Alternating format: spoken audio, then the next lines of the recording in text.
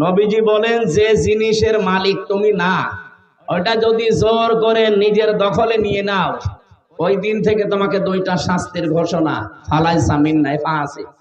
এক নম্বরে উপরের কাজ করলে পরের শাস্তি আপনার জন্য বরাদ্দ। প্রথম শাস্তি কি? ফালাইসা মিন্নাহ, আপনি ওই দিন থেকে আর নবীর উম্মত না। চিন্তা করেছেন কত বড় কথা? দুই নম্বরটা আরো কঠিন, ওয়ালিয়াতাবাওয়া মাকআদাহু মিনান নার, সে যেন জাহান্নামে নিজের স্থান তৈরি করে নিবে। আপনি এবার বাংলাদেশের সাথে মিলান তো হাদিসটা। আগস্টের 5 তারিখের পর থেকে বহু মানুষ এই বাংলাদেশে যেই জিনিস যার না সে দখল করে নিজের আয়ত্তে নিয়েছে। আমি কি নাম ধরবো? যারা এগুলো করেছেন এই জিনিস ফেরত দেবেন, যারটা যার কাছ থেকে নিয়েছেন ফেরত দিয়ে দেবেন, নয়তো আপনি ওই দিন থেকে নবীর দল থেকে বের হয়ে গেছেন। আপনি মরে যাবেন আর আমির হামজা আর নজরুল ইসলাম যে বলবে যে বিসমিল্লাহি ওয়া আলা মিল্লাতি রাসূলিল্লাহ, এই মিথ্যা কথা বলবো কি করে? আপনি তো আল্লাহর নামেও নেই, রসুলের দলও নেই। আমি কি একটু বেশি পড়ে ফেললাম? না না, কিসের বেশি, যা পড়েছি তাই বললাম। যারা এরকম চরিত্রে আছেন একটু হাত তোলেন তো। এই এলাকায় মনে হয় হাদিস বলা ঠিক হইল না, এত সব আল্লাহর ওলি বসে আছে। এটা আমাদের কুষ্টিয়ার জন্য প্রযোজ্য নাকি? জেলায় যদি থাকেন কেউ এই মুহূর্তে এটা বাড়ি যায় ঠিক করবে। যেই জিনিসের মালিক আপনি না, হয় চুরি করে, ডাকাতি করে, প্রতারণা করে, চাঁদাবাজি করে নিজের দায়িত্বে নিয়ে নিয়েছে। সত্যি করে বলেন তো, বাংলাদেশে একজনও পাওয়া যাবে কিনা সমানে? নবীর উম্মত এই দেশে যে আমরা বলি 92 ভাগ, কে বলেছে? এ তো মনে হচ্ছে যে সেই 100 ভাগের 5 ভাগও পাওয়া যাচ্ছে না। এক কথা বলে না কেন? তাছাড়া আমি মাঝে মাঝে ভাবি যে 92 ভাগ মুসলমান আমার দেশে, 54 বছর চলছে, আজও ইসলাম কায়েম হইল না। আমরা কেমন? এদেশে তো এখন 100 ভাগের 51 ভাগও মুসলমান আমার মনে হয় নেই। একজন রিকশা চালাতো, বহু কষ্ট করে 1 কেজি খাসির মাংস কিনে বৌমাকে রান্না করতে বলছে যে আমি গোসল করে আসি, তুমি রান্না করো। খাসির মাংস সবসময় পাওয়া যায় না, বহু কষ্ট করে কেনা। ও বৌমা চিন্তা করছে দেখি কেমন লাগে, 1টা 2টা খেতে খেতে ছাতা প্রায় সব শেষ করে ফেলেছে। শ্বশুর গোসল করে এসে বলছে কই? খাবার যখন দিয়েছে প্রথমে দিয়েছে মূলা, আলু। শ্বশুর মনে মনে ভাবছে যে আসল তরকারি কই? বলছে বৌমা সে মাংস। শ্বশুর আব্বা আমারে লজ্জা দেবেন না, আপনি যখন গোসল করতে গেলেন আমি রান্না কমপ্লিট করে ঢাকনা দিয়ে ঢেকে রাখলাম, কলে পানি আনতে গেছি, এসে দেখি দুষ্টু বিড়াল সব খেয়ে ফেলিস। যা দেব আপনাকে তো দেওয়ার মতো আর কায়দা নেই। শ্বশুর চিন্তা করছে 1 কেজি মাংস, শুধু রান্নাঘর থেকে কলের উপরে পানি আনতে গেল, এতটুকু সময়ের ভেতরে বিড়াল সব খেয়ে ফেলি। পাশে তাকিয়ে দেখে সে বিড়াল মিউ মিউ করছে, সব কিছু বেঁধে দিচ্ছে, 4 হাত পা রশি দিয়ে টাইট করে বেঁধে দিচ্ছে। দাড়ি পাল্লা এনে ওজন দিয়ে দেখে 1 কেজি। বলছে বৌমা এটা যদি বিড়াল হয় তো মাংস কই? আর এটা যদি মাংস হয় তাহলে সে বিড়াল কই? এই বিড়াল যদি 1 কেজি মাংস খায় তাহলে এর ওজন হবে 2 কেজি। কথা বলছে। এই দেশে আমরা 96-93 ভাগ মুসলমান বলি, ওটা কই আদম সমারিতে আছে, আর ওই ছোটকালে আগা কাটা আছে। তারপরও আমার মনে হয় এখানে অনেকে আছে এখনো আগা কাটা নেই। ওই যে ওইটা, এই যে ওইটা, এই মুসলমানে দেওয়া হয়েছে? হ্যাঁ, মুসলমানে দাওনি না, এখনো দেয়নি। এরকম বহু আগা কাটা ছাড়া মানুষ এখানে আছে। 96 ভাগ 92 ভাগ মুসলমান হচ্ছে না। আপনি তো অলরেডি নবীর দল থেকে বের হয়ে চলে গেছেন, যারা অন্যের জিনিস নিজের দায়িত্বে নিয়ে নিয়েছেন। আর দ্বিতীয় শাস্তি কত কঠিন চিন্তা করেছেন, ওয়ালিয়াতাবাওয়া মাকআদাহু মিনান নার, সে যেন জাহান্নামে নিজের একটা স্থান তৈরি করে রেখে দিয়েছে, মরবে আর ওই স্থানে চলে যাবে। আল্লাহ আমাদের হেফাজত করুন, বলেন আমিন। আমরা আজ হালালকে হালাল জেনে যদি সত্যি মানতে চান, হারামকে হারাম জেনে যদি সত্যি ছেড়ে দিতে চান, পৃথিবীতে যদি মিনি একটা জান্নাত দেখতে চান, আদখালাহুল্লাহুল জান্নাহ, মাস্ট বি, সব ভুলে যান। সময় যেহেতু আল্লাহ তৈরি করে দিয়েছে, সুযোগও আসতেছে, আন্তর্জাতিক চাপগুলো আল্লাহ দেখবে। আল্লাহুম্মা ইন্না নাজআলুকা ফি নুহুরিহিম ওয়া নাউযু বিকা মিন শুরুরিহিম। জেলখানায় থাকতে এই দোয়াটা মনে হয় হাজার হাজার বার পড়েছি। এত বিশ্বাস নিয়ে পড়তাম। এর বাংলা অর্থ হচ্ছে, আল্লাহ আমার বিরুদ্ধে যারা ষড়যন্ত্র করছে তাদের মোকাবেলা করার জন্য আমি তোমারে রাখলাম। কারণ আমার বিরুদ্ধে ষড়যন্ত্র তো এ ভাই করেনি, এ কলিমদ্দি করেনি, সরাসরি রাষ্ট্র করেছিল। মামলাটা আমার 30 বারের উপরে তুলেছে, সিএমএম কোর্ট, জজ কোর্ট, হাইকোর্টে, কিন্তু জামিন হয়নি। কারণ যিনি মামলার বাদী তিনি পালিয়ে গেছে। উনি দেন ওটা আরো 5 মিনিট দেন। সলিমদ্দি যদি হতো তাহলে কয় টাকা লাগতো, তারে টাকা দিয়ে আমি বের হয়ে চলে যেতাম। কিন্তু যিনি মামলা দিয়েছিল উনি তো টাকা পয়সা খাবে না, রাগ করে দিয়েছে।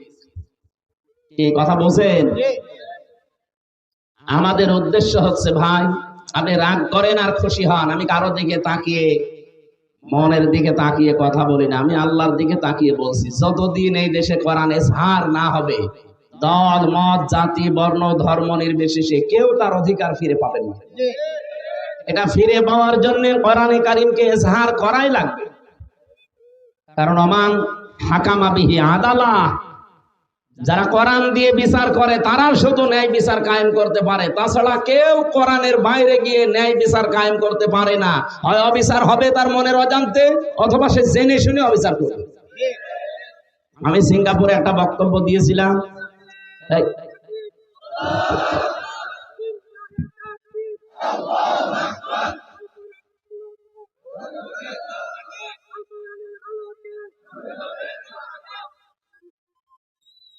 ওখানে আমার জুলুমের উপরে বক্তব্য ছিল। এখান থেকে যারা পালিয়ে গেছে ওই সময়, এই জালেমরা ওই দেশে প্রশাসনে যারা স্বরাষ্ট্র মন্ত্রণালয়ের দায়িত্বে আছে তার কাছে অভিযোগ দিয়েছে যে ওনার নামে দেশে মামলা ছিল, উনি সন্ত্রাস বিরোধী মামলার আইনের আসামি, ওনাকে এই দেশে আপনারা ঢুকতে দিয়েছেন। পরবর্তীতে আগস্টের 5 তারিখের পরে যখন মামলা পুরাটা খারিজ হয়ে গেছে, যাদের যাদের নামে ওরা আমাকে নিয়ে গিয়েছিল ওদের নাম ঢুকিয়েছে যে এরা এসে দেশে বিশৃঙ্খলা করতে চায়। ওরা যদি এই দেশের অবস্থা বুঝে যে দেখতো যে পুরাটাই তো বানোয়াট মামলা, এই কাগজ এখন অলরেডি আমার খারিজের কাগজ পাঠিয়েছি, যারা যারা উল্টা মামলা মিথ্যা দিয়েছিল আমার নামে অভিযোগ, এখন তাদেরকে ধরে 1 কোটির উপরে টাকা জরিমানা দিয়েছে। মর শয়তানে বা,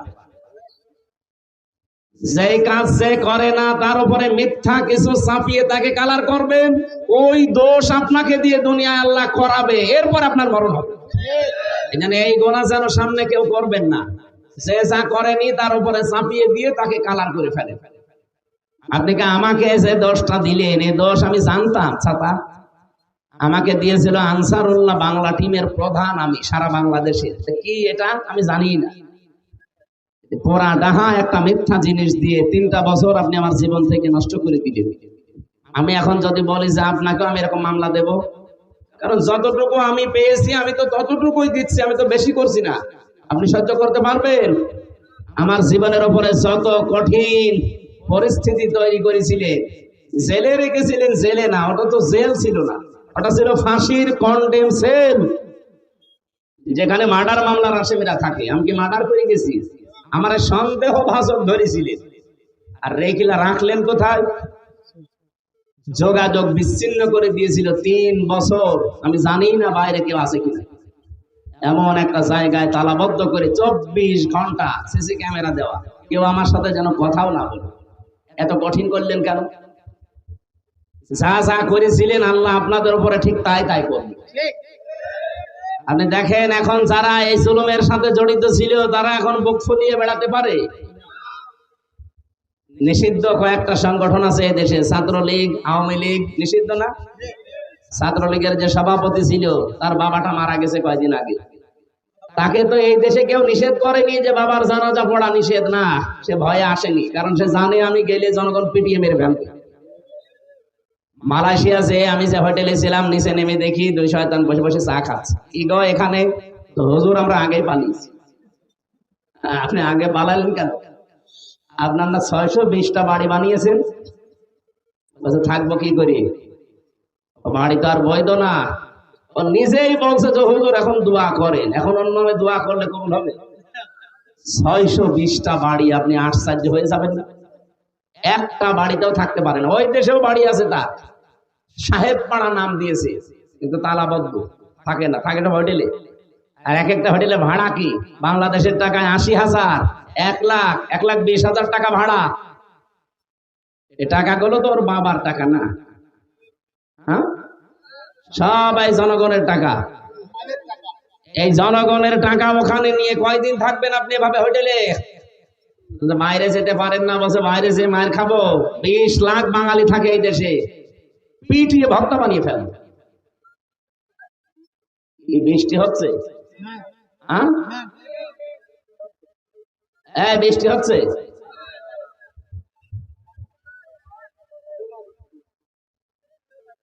কালকে একবার সে রাজবাড়িতে বৃষ্টির পানি মাথায় পড়ে আমার যে ঠান্ডা জ্বর এসে গেছে, এখানে দরকার একটা ছাতা দিয়ে। আমরা আর বেশি বিস্তারিত বলতেও চাচ্ছি না। মূল শিক্ষা আমার আজকের ছিল, যেহেতু আর 14 দিন পর একটা দিবস আসতেছে। কি দিবস? কোরবানি। বলেন বলেন। ঈদ উল আজহার প্রায় 27টা শিক্ষা আল্লাহ আমাদের দিতে চান, 1 বছর পরে পরে আসে। এই 27টা শিক্ষা যদি আমরা দুনিয়াতে নিতে পারতাম, কোরবানি প্রতি বছরে বছরে আসা লাগতো না, একবারেই আমাদের কোরবানির শিক্ষা দেশে ইসলাম কায়েম করে দিত। আমরা যেহেতু বিস্তারিত যদি বৃষ্টির কারণে বলতে নাও পারি, আমার ওই যে গাড়ি আছে, আমার লিখিত বই পাবেন মেয়েদের দাম্পত্য জীবনের উপরে, পারিবারিক জীবনের যে কলহ ঝামেলা চলে, এগুলো মিটাতে হয় কি কি করে, কোরআন দিয়ে লেখা আছে। ওটা নিয়ে মেয়েকে, বউকে, মাকে, ফুপুকে এদেরকে পড়তে দেবে। ওই গাড়ি থেকে নিয়ে যেয়ে পড়াবেন। আশা করছি 120 পৃষ্ঠা লিখেছি, কাজে লাগবে আপনাদের। শিক্ষিত মানুষের জন্য একটা বই আছে সৃষ্টি নিয়ে, যারা লেখাপড়া করেন, গবেষক যারা চিন্তা ভাবনা করে পড়েন, তারা ওইটা নেবেন। আর মেয়েদের জন্য ওইটা নিয়ে যাবে, কাজে লাগবে যদি আমরা শেষ পর্যন্ত যেতে না পারি। আপনারা এই ভেতরে আসেন, ভেতরে আসেন। বৃষ্টির পানি মাথায় পড়লে আমার মতো অসুস্থ হয়ে যাবেন। সুবহানাল্লাহ, আলহামদুলিল্লাহ, লা ইলাহা ইল্লাল্লাহ। আসলে শীতের সময় ছাড়া এই সময় একটা রিস্ক হয়েছে, কখন বৃষ্টি চলে আসে। এই যে মাথায় পানি পড়ছে, হবে না। আমার আয়াত ছিল আজকের মূল বিষয়, অলিকুল্লি উম্মাতিন জাআলনা মানসাকান। আমি প্রত্যেকটি উম্মতের জন্য মানসাক দিয়েছিলাম। মানসাক মানে কোরবানি। কেন কোরবানি দিয়েছি, কেন এটা করা লাগবে? শুধু গোশত খাওয়ার জন্য নাকি? না, লিয়াজকুরু ইসমাল্লাহি আলা মা রাযাকাহুম মিন বাহিমাতিল আনআম। রিজিক হিসাবে যেগুলো আল্লাহ দিয়েছে, এটা সবাই করার সময় যেন নাম উচ্চারণ হয়। কার? এ কোন নাম? ওইটা আমি এসএম এর ব্যাখ্যা করছিলাম। আমরা আবার সামনে যদি কোনো জায়গায় মুরব্বী আমার নিয়ে আসতে চাই, যদি আসি আবার কথা বলবো। 1 ঘন্টা চলছে, আমরা আর এই বৃষ্টির কারণে বলতে পারছি না। আল্লাহুম্মা আমিন।